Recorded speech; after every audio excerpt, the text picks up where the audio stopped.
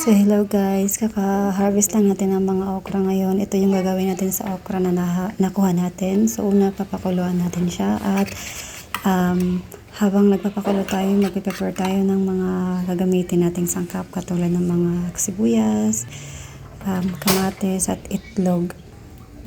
Pagkatapos nating pakuluan, ayan, hiwain natin yung okra ng ganyan sa gitna. Tapos maglalagay tayo ng ginawa nating ingredients. Diyan, lagyan natin sa gitna. At lagyan din, antayin lang natin siya na maluto. Parang normal na nagpiprito ka lang, nagtutorta ng, parang nagtutorta ka lang ng talong.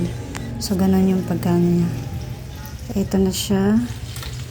Bikulog na siya. Yan, binaliktad na po namin. Make sure lang na hindi siya masyadong sunog para naman hindi siya mapait. So, ayan, meron na kami natapos na prito. So, ito na siya. Ayan, medyo mukhang masarap. So, ayan, kain na po. Ito na guys, ang aming hinarvest na okra. Let's eat!